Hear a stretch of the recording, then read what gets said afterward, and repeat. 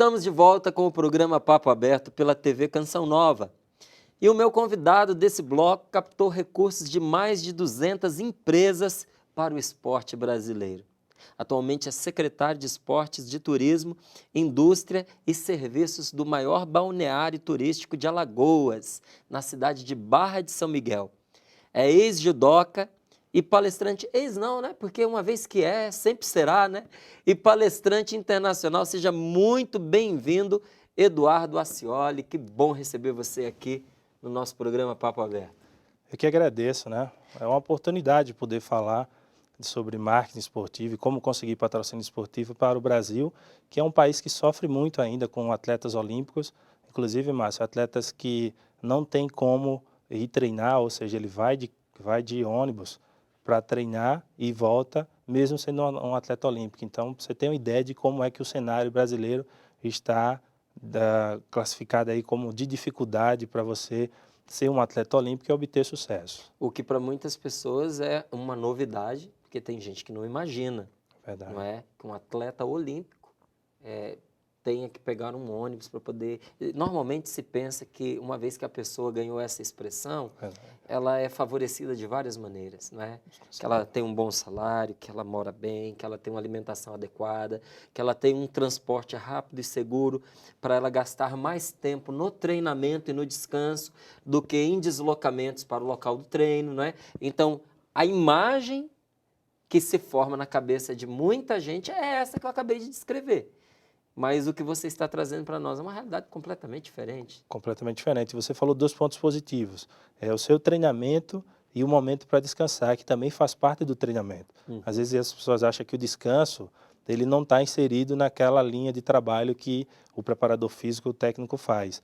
Né? Mas acredito que isso existe, inclusive com atletas medalhistas olímpicos, que têm dificuldades. Eu vi agora, recentemente, atletas que tinham medalhas olímpicas e estavam com dificuldade de espaço para treinar. Imagine isso.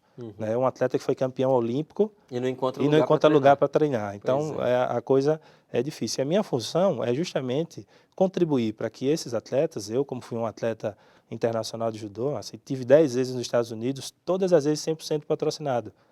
Então, eu passo... Fora do Brasil, 100% patrocinado. 100% patrocinado. E no Brasil também, eu fui um atleta profissional. Aqui também? Aqui também. Eu vivi patrocinado por grandes marcas e aí eu posso depois, no decorrer da palestra, falar sobre essas técnicas que nós utilizamos e eu consigo hoje passar para quem está assistindo essas palestras, como foi que fez isso? São 20 anos de experiência, né? Quando um atleta olímpico não consegue esses patrocínios, normalmente é porque não sabe os caminhos que precisa fazer? Ou...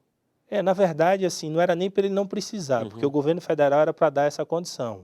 Hoje nós tivemos uma mudança significativa. Tem algumas modalidades que têm o suporte da confederação, até porque eles recebem verba do governo federal para poder manusear. Nós avançamos muito, mas eu creio que em 91, 92 a dificuldade era grande de atletas olímpicos ter que conseguir patrocínio para poder participar de competições. E, Márcio, é muito complicado, eu já vivi isso na pele, você dividir os seus treinos e correr atrás de patrocínio, porque você fica com aquela situação, será que eu vou para a competição, será que eu não vou para a competição? Então isso diria para você que 50% da força de um atleta que tivesse uma equipe organizada para poder levar ele para o evento que ele quisesse. Eduardo, quais são as principais dificuldades para você conseguir um patrocínio?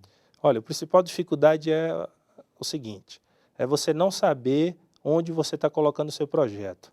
Eu gosto de usar assim, alguns temas figurativos. Às vezes as pessoas pedem pão no lugar onde vende carne. É mais ou menos assim. Por exemplo, o governo federal ela divide as manifestações esportivas, que são as linhas de trabalho no Brasil, em 3, que é a educacional, a de esporte e lazer e a de rendimento. A educacional é atividades feitas dentro da escola sem a preocupação de fazer com que o aluno seja campeão. Ele precisa estar em interação. O esporte e lazer é o que a prefeitura, o governador, ele precisa dar a condição para você praticar essa atividade física na praça sem comprometimento nenhum. Vamos dizer que eu não tenho habilidade com nenhuma bola, mas eu quero brincar, a minha peteca lá, a prefeitura tem que dar essa condição. E o de rendimento trabalha com etapas. Né? Então, assim, eu ganhei agora a competição, vou para o ranking, aumentei um pouco o ranking. Então, quando você identifica uma empresa que tem um perfil voltado para uma dessas manifestações, vai ficar muito mais fácil. Você diminui a probabilidade de levar ou não. Por exemplo, se a empresa ela tem uma linha, que hoje as empresas ela coloca missão, valores, né? Então você tem uma linha voltada para o social e para a linha ambiental. E ela só patrocina eventos ou equipes que sejam da área social e que sejam equipes, não trabalho individual. Então você elabora um projeto, você sabe que aquela empresa tem muito dinheiro e quando você chega lá, você leva um não. E aí, por que você levou um não? É porque você não estudou aquela empresa. Eu tenho um hábito, Márcio, de dizer o seguinte, quando há o processo de paquera entre um ser humano e o outro, ele gasta tempo ali, olha nas mídias sociais, pergunta, Márcio, você conhece aquela menina? Como é que ela é? Tá legal, então Tem vamos... que ir cercando, né? Vai cercando, justamente, até você criar uma situação, né, você moldar. Seja favorável Que para seja você, favorável, perfeito. Quando você vai na empresa, você não sabe nada da empresa entregue e quer conseguir um patrocínio. Você não vai conseguir. Foi isso que eu fiz, essa diferença. Então, o não na minha vida se tornou um sim. Por que se tornou um sim? Porque toda vez que a empresa dizia não, eu perguntava qual o motivo. Ele falava assim, o motivo é o seguinte, a gente só trabalha com área sustentável. Se você tiver alguma coisa que linke o seu evento a uma área sustentável, eu parei e pensei, bem... Olha, coisa maravilhosa que você não se ressentiu com os nãos, mas fez deles uma escola. Perfeito, justamente. Então, o que aconteceu? Depois de 6 meses, eu fiz um evento de judô e eu pedi para que todas as escolas levassem garrafas PETs. Aquelas garrafas demoram em média 2.000 anos para se biodegradar e essas garrafas seriam entregues para a empresa que colabora, né, para essa empresa patrocinadora que colabora com esse tipo de ação. Então a empresa já começou a mudar o perfil, disse, bem, isso vai gerar um impacto positivo para a empresa. Ou seja, foi o que eu fiz, eu moldei o meu projeto dentro da necessidade da empresa. É um detalhe, foi um esforço pequeno para essa mudança. Justamente, uma percepção. Uma percepção. Uma percepção de você alinhar ali, não adianta você... Mas olha, Eduardo, você teve uma coisa aí muito legal que é a humildade de ouvir, não é? O que eu percebo que não vou passar a bola para os outros, vou puxar para mim. É muito difícil a gente tomar um não sem se ressentir. É verdade. Aí a pessoa toma um não, fica chateada, abaixa a cabeça, começa a praguejar o mundo, a vida, Verdade. Ninguém entende, estou aqui lutando, fazendo um bem, procurando construir algo positivo, levar o nome do nosso país, ser um exemplo para essa juventude, um monte de gente do bairro de onde eu venho que está perdido, que está nas drogas, que está roubando, e eu aqui, pô, estou me esforçando para ganhar a vida honestamente e ninguém colabora comigo. É muito fácil entrar nesse caminho. Verdade. Difícil é fazer o que você fez, com humildade, mas espera aí, o que houve de errado? Por que não deu certo? E depois o ajuste foi feito. O ajuste não foi difícil. Difícil foi antes lá, Verdade. diante do não, não é? Conseguir transformá-lo num sim. Verdade. E olha, você é um medalhista nessa matéria também. 200 patrocínios, meu amigo. É verdade. É um marco, né? Eu estou, inclusive, agora fazendo essa divulgação. Tem algumas rádios e emissoras que estão acompanhando. Inclusive, um grupo de empresários aqui de São Paulo está mandando este material, na verdade, já mandou para o Guinness Book, que eles acham que não há possibilidade de alguém no Brasil ou no mundo ter obtido 200 patrocínios esportivos. Isso é muito interessante, porque assim, no futebol você consegue em média 6, 7, 8 patrocinadores no máximo por ano. Né? E no judô, mais ou menos? No judô, como atleta de judô, eu sempre tinha 5 ou 6 patrocínios no kimono, que era muito patrocínio. Pois é. Então eu viajava com tudo pago, Márcio. Eu viajei para Nova York várias vezes, inclusive eu tinha atletas, eu até brincava com ele, que eles eram melhor do que eu, 1000 vezes melhor, né? Tecnicamente, mas ele não conseguia ir para o campeonato. E ele era de São Paulo e do Rio de Janeiro, e lá a coisa ainda é mais, vamos dizer assim... Mais favorável. Mais favorável. E eu morava em Maceió. Então, você imagina, em 2001 eu recebi um convite da Confederação, através do Vasco, até a professora Nilza Guimarães, que é a técnica, para participar desse evento. Você foi o único nordestino que foi. E eu fui todo patrocinado. E aí nós somos campeões do Aberto de Nova York em 2002. E aí marcou a minha história, depois eu comecei a ter uma projeção nacional e muitos atletas deixaram de ir porque não tem como conseguir. Então, você muito bem patrocinado, 5 ou 6 patrocínios. Sim. Agora, a marca de 200 patrocínios é uma coisa absurda, né? É absurda, é verdade. Porque o que eu fiz? Depois que eu parei de fazer a captação de patrocínio como atleta, eu comecei a fazer para eventos e para outros atletas também. Então, quase todo final de semana eu estou num evento esportivo. Na Barra de São Miguel, que é um balneário turístico, ela ajuda muito a você fazer atividades aquáticas. Então, você tem o stand-up, você pode trabalhar de jet ski, você tem o remo. Então, o que eu faço? Eu potencializo aquele espaço, né, para levar investidores para lá, para o setor, e aí a gente consegue, na maioria das vezes, um resultado muito significativo. Agora, sempre, Márcio, nesse processo de pesquisa, eu preciso saber o que é que o Márcio Mendes pensa para poder oferecer algo. Porque talvez eu convide você para passar um final de semana em Barra de São Miguel, mas você gosta da área de campo. Você gosta de fazenda. E para eu fazer isso, né, bem, cidade é maravilhosa, mas para eu fazer isso eu preciso saber se você gosta. Não é o meu Às pensar. vezes você pensa que está agradando e não está, Justamente. Né? Você fala, vou levar lá, você tem um camarão, tem um peixe, aí você fala, ó, eu prefiro a carne assadazinha, eu prefiro estar ali escutando o som da lareira, eu preciso estar no frio, né, ouvindo os pássaros. E como é que eu faço isso? Eu preciso ter um processo de pesquisa, conversando com você. Né, é procurando saber qual é o seu desejo, né, qual é a sua necessidade. Então, é isso que dá uma diferença. Mas assim que você faz a pesquisa, que outras técnicas você utiliza para conseguir os patrocínios? Ótima pergunta. Por exemplo, após o processo de pesquisa, né, eu fiz o processo de pesquisa. Então, eu dou também a condição, por exemplo, a empresa que ela compra um produto, vamos dizer uma construtora, porque sempre tem muita grana para poder investir em publicidade. Ela vai fazer compra no seu setor para a construtora, e aí ela negocia. Então ela fala, ó, posso pagar com 30, 60 e 90. Eu posso pagar, pago uma parte aqui e uma parte aqui depois. O atleta, quando ele vai em busca de patrocínio, ele fala, ó, a cota é R$ 5.000, você tem que me pagar. Então ele não é um negociador, eu sou um negociador.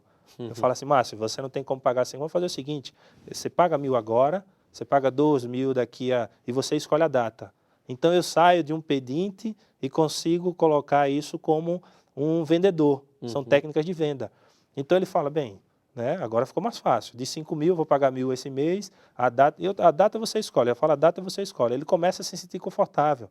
Ele começa a ver que eu estou me colocando como vendedor da marca dele. E aí a coisa muda. E é importante isso. Eu brinco na palestra e falo o seguinte, gente, vocês têm que ser um padre.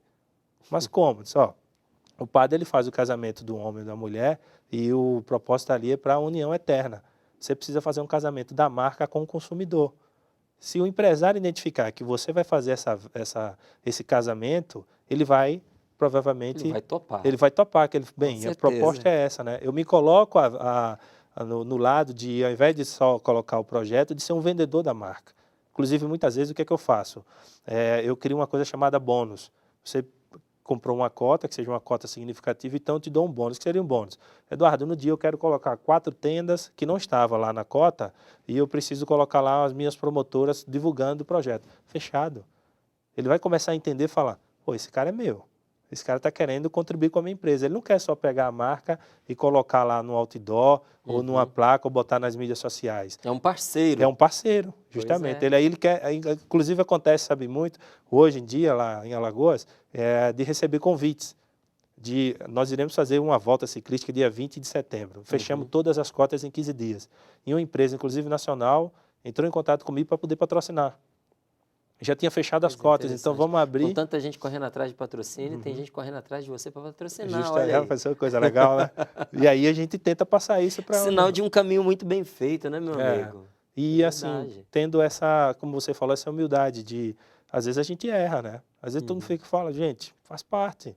Eu erro, o apresentador da tal emissora erra, todo mundo. Então eu tenho que entender que eu não posso ficar naquela situação. Eu preciso olhar para frente, né? Preciso olhar para frente, né? Deus falava muito assim que você tem que olhar para frente, né? Quem olhou para trás geralmente virava pedra ou alguma coisa desse tipo. Então assim, eu sempre foco, né? E eu percebo que muita gente não consegue avançar porque ele tem um trauma lá atrás. Está sempre preso à experiência negativa do passado. Então ele levou um não e às vezes você chega, eu falo muito pessoal, gente, quando alguém te trata mal, o problema não é você, é ele. Porque, Márcio, quando você está bem, você chega aqui, você fala com todo mundo, sorrindo, você não tem preocupação. E eu entendo quando a pessoa não está bem, que a culpa não é minha. Então, às vezes, eu já cheguei para falar com um patrocinador que ele estava super estressado e falou um monte de coisa. Eu falei, não, eu admiro o seu trabalho, eu gosto, mas de uma outra oportunidade a gente bate um papo. E depois eu vou, ele está num astral totalmente diferente, então tem que ter essa... Aí a conversa acontece. Aí a conversa acontece, mas não pode desistir. Eu falo assim, não desista do cliente. Às vezes a imobiliária, quando eu quero comprar um apartamento, entra em contato comigo. A partir do momento que eu manifestei esse interesse, é porque eu tenho pelo menos um dinheiro ali em reserva para fazer. Então ele me liga uma vez e depois ele desiste. Então, quando eu dou palestra para o pessoal da imobiliária, eu falo, não desista do seu cliente. Porque se ele manifestou aquele interesse, ele tem aquele dinheiro, em algum momento ele vai comprar. Uhum. E é isso que eu faço, não desista do meu possível cliente. Então ele fala assim, muitas vezes ele fala assim, Eduardo, eu vou por causa da tua insistência. Vence pelo cansaço, né, pelo Eduardo? cansaço. Eduardo, as Olimpíadas Rio 2016, elas podem contribuir com o surgimento de novos patrocínios no Brasil? Não é? O que você acha disso? De que forma isso pode acontecer? Mas pode contribuir. Né? Poderia estar contribuindo mais. Uhum. A gente observa isso porque o Brasil vive uma crise, então grandes marcas estão desconfiadas né, em colocar a sua marca ali, que são valores expressivos, para as Olimpíadas. Mas o que está acontecendo? As empresas estão aproveitando esse momento, né, esse boom aí das Olimpíadas para poder fazer algumas ações como marketing de emboscada. O que seria o marketing de emboscada? Você não consegue comprar uma cota para estar com a sua marca dentro do evento, então ele monta uma estrutura em volta do estádio, em volta do ginásio ali para poder vender o seu produto. Isso é o marketing de emboscada. Alguns países isso é proibido, né? Mas aqui no Brasil, não, até agora não houve nenhuma restrição. Você quer vender um produto de comida ou da linha esportiva, você vai lá perto do evento, monta uma estrutura, as pessoas vão passar. Ou seja, quem fez a publicidade foi o evento e ele está aproveitando aquelas pessoas que passam por ali para poder trazer. Mas eu acredito que essa realização das Olimpíadas Rio 2016 faz com que novas empresas façam a migração, né, de sair do tradicional para procurar o esporte, já porque todo mundo agora, né, se você for olhar na televisão, inúmeras empresas estão trabalhando com esses anúncios ligados ao esporte. Às vezes tem um empresário agora acompanhando você e entendendo de uma maneira diferente o que significa patrocinar um desportista no Brasil. Né? Para isso ficar ainda mais evidente, quais são os benefícios de uma empresa que patrocina um atleta, uma equipe ou uma confederação? Olha só, eu preciso primeiro falar dos valores do esporte. O que é que o esporte coloca em evidência? Superação, união, trabalho em equipe, né, bem-estar, força de vontade, qualidade de vida. Então, esses são atributos do esporte. Então, quando você linka a sua marca a uma atividade esportiva que tem todos esses valores, sua marca começa a ter um posicionamento mais significativo. Outra coisa, o ser humano ele tem facilidade de gravar momentos onde haja emoção. Então, seja ele de alegria ou de tristeza. E o esporte ele tem essa habilidade de fazer com que, naquele momento ali do gol, né, aquela emoção, você tem várias placas ali no meio, então aquilo fica muito mais fácil. Você está sob o impacto de uma forte emoção ali. Justamente, se eu lhe perguntar onde você estava na última Copa do Mundo, com certeza você vai lembrar com facilidade, porque mexeu com o seu emocional. É verdade. Né? Então mexe com o emocional. E se eu perguntar assim o que foi que você viu no jornal de ontem, talvez você não consiga lembrar, porque é uma coisa que você vê na rotina, ou algo que foi muito triste. Né? Então você consegue lembrar, o ser humano ele tem essa habilidade de captar essa informação. E quando você associa isso, né, a um projeto vitorioso como as Olimpíadas, fica mais fácil de você lembrar da marca. E aí vai depender do diretor de marketing da empresa, o que é que ele pode fazer para fortalecer ainda mais, impactar ainda mais essa marca. Então é esse o caminho. Qual que é a diferença entre patrocínio e ajuda? Então, o patrocínio é um investimento em dinheiro ou produto, né, com o intuito de retorno ao investidor, seja ele político, financeiro, promocional.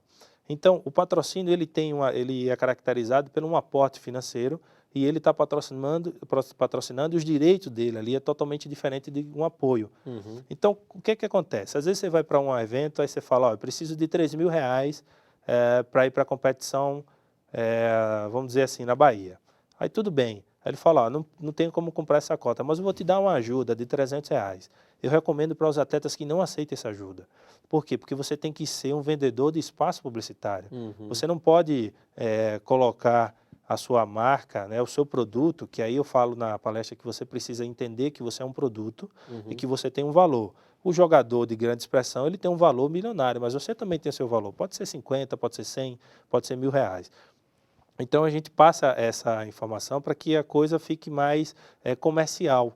Né? Então, o patrocínio, eu começo a trabalhar numa linha comercial. Porque essa ajuda não é gratuita. Essa ajuda também, da parte de quem está ajudando, esse apoio, requer ele quer também um retorno. Que é um retorno. Então, você acaba vendendo esse produto por um preço muito abaixo do recomendado. Perfeito. Não é? Traduziu, é isso mesmo. Então, assim, Cara, eu preciso diferenciar, né, e dar a importância para cada patrocinador. Por que acontece? Na próxima vez ele vai fazer, bem, se a empresa A comprou uma cota de patrocínio e o apoiador teve o mesmo espaço que eu tenho, eu prefiro ficar como apoiador. com Então, eu preciso certeza, diferenciar. né? É Né? claro. O espaço é maior, né? Mídia de TV e rádio, entra o patrocinador, não entra o apoiador já está dizendo, é como se fosse aquele...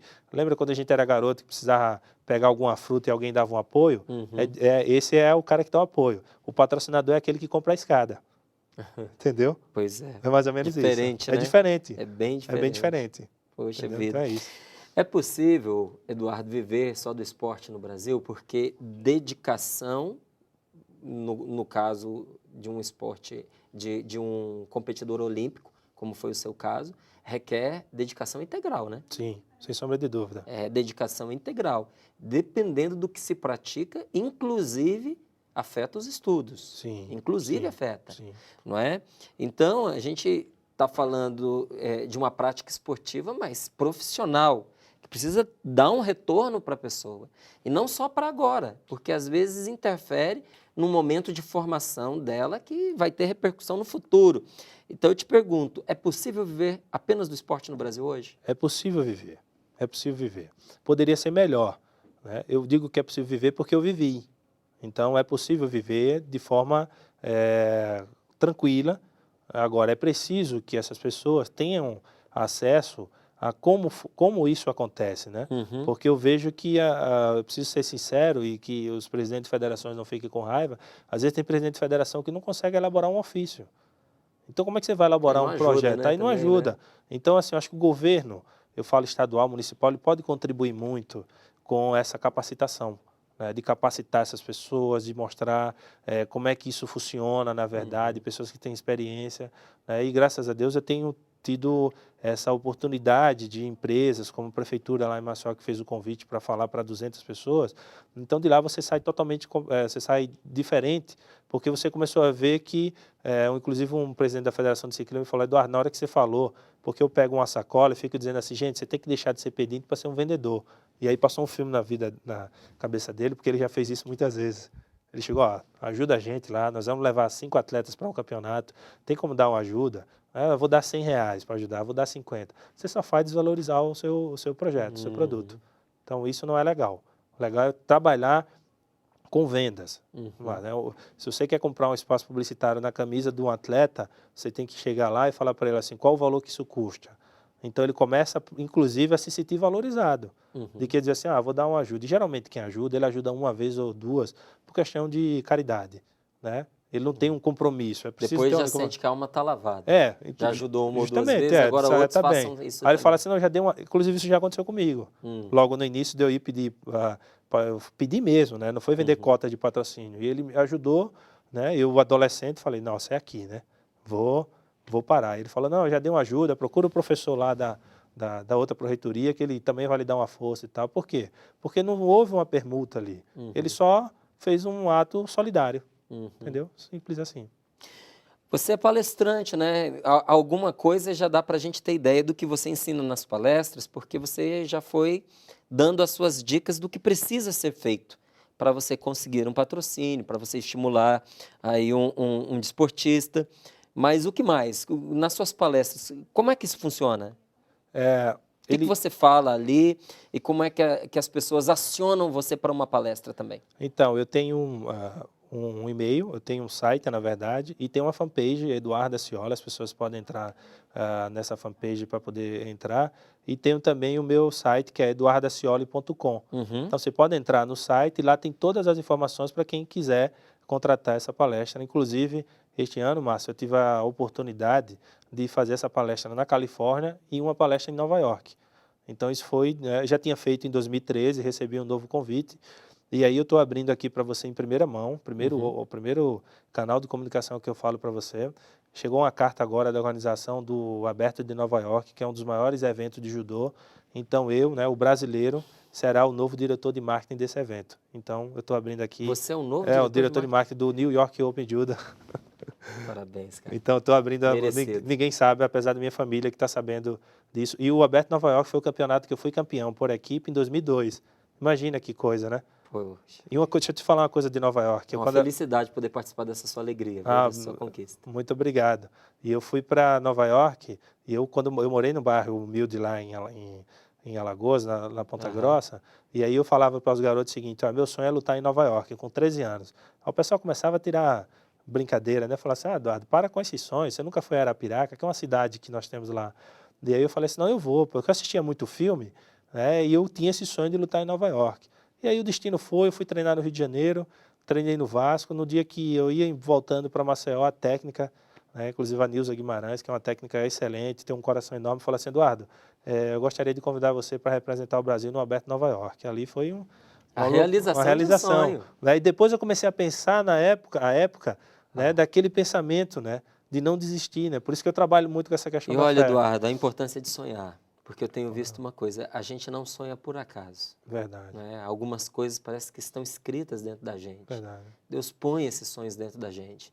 E é interessante como a gente caminha na direção dos nossos sonhos, mesmo sem às vezes a gente perceber, ou mesmo sem a gente fazer tudo aquilo que nós achávamos que seria importante para essa realização. Verdade. Né? Você sonhando aí com Nova York, não é que acontece? Aconteceu. Aí fui para lá, lutei. No primeiro ano nós fomos campeões por equipe. Depois eu voltei mais 6 vezes lá em Nova York, com tudo pago. Né? E agora esse ano eu voltei para dar uma palestra e depois fui abordado por diversos empresários, que inclusive eu vou fazer uma palestra durante o Aberto Nova York para o mundo todo. Olha, imagina. Muito legal isso, né? E se você falar isso há 10, 15 anos atrás, os caras falam: esse cara... Ia ter gente rindo maluco, de você. Diz assim: esse cara é maluco, ele tem uns sonhos, né? E eu criei uma frasezinha assim muito legal, que eu acho assim: os sonhos e suas realizações pertencem exclusivamente aos sonhadores. Verdade. Só vai conseguir realizar sonho quem consegue sonhar. Não adianta. Né? Então, olha, você que está acompanhando, que você seja o sonhador, né? Dessa noite de hoje. Quero agradecer aqui o Eduardo Acioli, que veio para estar conosco e nos encantar, nos motivar com essa partilha, que afeta não só os atletas ou os pretensos atletas, não é? Mas eu acho que todos nós que tivemos a oportunidade de ouvir as suas palavras aqui, ficamos motivados com essa coragem, com essa determinação que esse jovem traz aqui para nós. E quero, me despedindo aqui do Eduardo, dizer uma coisa muito boa e que para mim foi tão importante saber. Eduardo é um acompanhador assíduo da Canção Nova. Não é um espectador assíduo da Canção Nova, acompanha Sorrindo para a Vida. Eu fiquei muito emocionado quando ele foi partilhando aqui as suas várias experiências. Então, para mim também um prazer e uma honra receber você aqui no programa. Eu que agradeço. Eu falei para você que eu estava emocionado porque, inclusive, esse momento aqui eu sonhei também. Olha aí. Né? Eu falei isso para minha namorada. Eu falei: um dia eu vou estar com o Márcio lá batendo esse papo, porque eu trabalhei a minha vida toda depois do momento de estar na Canção Nova, de focar nesses pontos positivos. Então, eu sei muita coisa da Canção Nova e defendo como eu defenderia um time, porque eu vejo o amor com que vocês trabalham, né? O sacrifício. Eu passei o dezembro agora, eu não tive como ir para o Osana Brasil, que eu acho que é um momento grandioso. Mas aí eu fui no final do ano, passei 5 dias na Canção Nova, então eu ficava muito ali, não tem o centro de evangelização, eu ficava naquela área verde ali pensando e pedindo orientações, então isso tem contribuído muito para o meu sucesso hoje dessas palestras, e uso a palestra, como eu já falei para você, para evangelizar. Eu preciso falar de Jesus, porque sem ele eu não chegaria nem aqui. Eduardo, muito obrigado. Eu que agradeço. Seja muito bem-vindo. Quero ver você aqui outras vezes. Com certeza, estarei à disposição. Tá certo, muito obrigado. Obrigado você. Nós estamos encerrando o programa Papo Aberto de hoje, mas já estamos produzindo o programa da próxima segunda. Então você fique conosco na nossa sintonia, acompanhe a Canção Nova, porque a gente está sempre trazendo uma novidade, uma boa surpresa para você. Uma ótima semana, Deus abençoe você e a sua família.